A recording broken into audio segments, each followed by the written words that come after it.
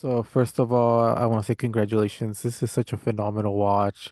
I Oh, thank you. really enjoyed it so much. It's so original. As a writer, where did this idea come from and how difficult is it to write a story like this? Well, you know what? For me, the can something be difficult is if it's a pleasure at the same time? I guess. That is the yeah. Because I can tell you that. Yeah, I guess not making this movie is difficult. Like writing the whole thing, Mhm, just put it on screen. I guess it's difficult, but in my case, when I make a movie like this, it's such a joy. mhm, So I feel that's unfair for me to take it as a difficult challenge, mhm, even if it is. I mean, probably part of the joy is the fact that it's a difficult challenge. mhm, But at the end of the day, it's not. It's just another pleasure. Like you know the kind of paradoxical feeling that I'm having right now.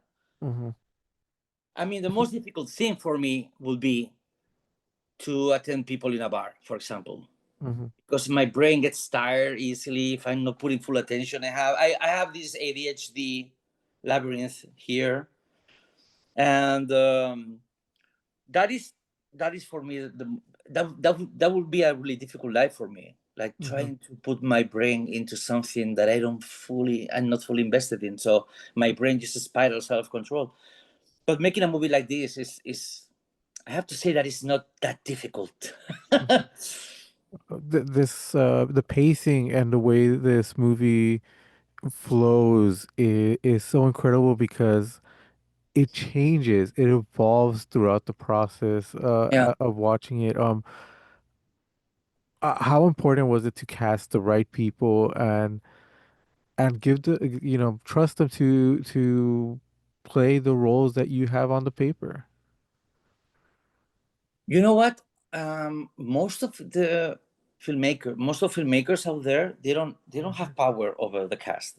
I mean, Mhm, I'm talking about 99% of them. Like I know that people watch the movie and picture myself just like choosing like you will be Nicolás and mhm, you will be Daniela and so on. So that is not the case. I mean, for example, when Henry Golding wants to play this role, I'm amazed mhm, and I feel like, oh, this is better than any of my expectations because he's going to play a character.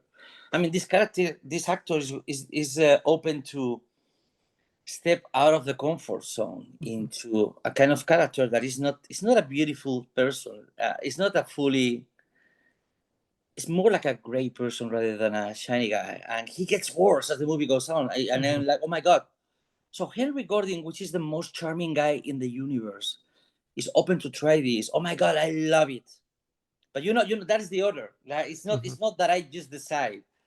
It's just that things happen, and I just fall in love so quickly uh, uh, for him, and then Beatrice wants to play Daniela, and I'm like, oh my god, this is amazing. And then I go back to the script as if I was a tailor, and I adjust everything mhm, for them so it suits them in this kind of perfect way. Like the movie's mhm, about an Italian girl and you and a British guy who are lost in Madrid. mhm. Of course, that came after I met them. I knew that they were going to play the role. So that is the process. That is the way. That is how it works. That is incredible. I think Doing it's a normal thing for on the other side. Yeah. Like most filmmakers, we don't have a we don't have the power to come up with what we want.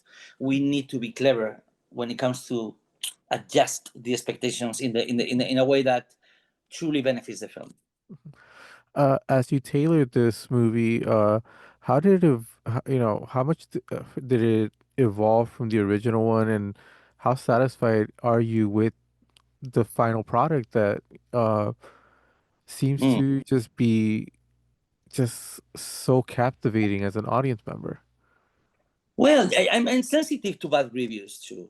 I have to say that. As you get older, is it gets better. It gets Hmm. easier for you to digest everything that you hear. But of course, you mentioned the pacing before, and of course, the pacing of the movie is an important thing. But I have to tell you that I read some people Hmm. like complaining about how slow the movie is, how long it is, Hmm. and I know that half of my brain is like, I'm sorry, I'm sorry. The next one will be quicker, but the other half of my brain knows that if a movie like this is dealing with depression, is Hmm. dealing with solitude, is dealing with the all these feelings that points to grief, Hmm. making a child movie feels like completely out of place. Like and I remember like trying to make a cut of the movie, like make it like work in a faster way, Hmm. and I felt totally imposed and artificial. Felt like against the characters, and that is something that you should never try. But as I told you, it's just half of your brain is convinced that you did the right thing, but the other half is just like, okay, maybe the next one should be faster. You know what I mean? Hmm. It's not something. It's not an ultimate. It's not an. You never have that like this kind last ultimate feeling that is going to last forever. You are always like shifting. Definitely. I think the pacing helped a lot because grief is not a linear thing. So Oh that yeah, yeah, yeah. that up and down of the pacing really helped you get into the character. Uh, Yeah, I feel yeah, and I remember like when I went through grief myself, mhm, and I remember it was something that lasted for a couple of years. mhm, Like I was depressed and I was lost inside grief in this kind of scary. It was really scary because they told you. I mean, the psychiatrists and the people like taking care of you, mhm, they know and they tell you, okay, you're going to leave this state of mind sooner or later. It's going to happen. You're going to go out. You're going to be free for this. But because you are inside, you don't know for sure. Like you okay, you mhm, believe them, but you are this afraid of being trapped in this place forever. In the meantime, you lose your sense of time. Like I don't. For me, those 2 months, those 2 years under the grief, mhm, I don't know if they lasted for real 2 years. Maybe in my mind they were like 20 years, mhm, or maybe 2 months. I don't know. I have no idea. The sense of time just went to hell. Like it was disintegrated. So I needed to make a movie that could reflect this state of mhm, mind rather than move quickly to the next thing. mhm. Definitely. Well, congratulations. I think you succeeded in creating a movie about grief that really feels like it hits an audience member very hard. So, Oh, thank you. congratulations, and thank you very much for your time. My pleasure. Thank you. It's been delightful.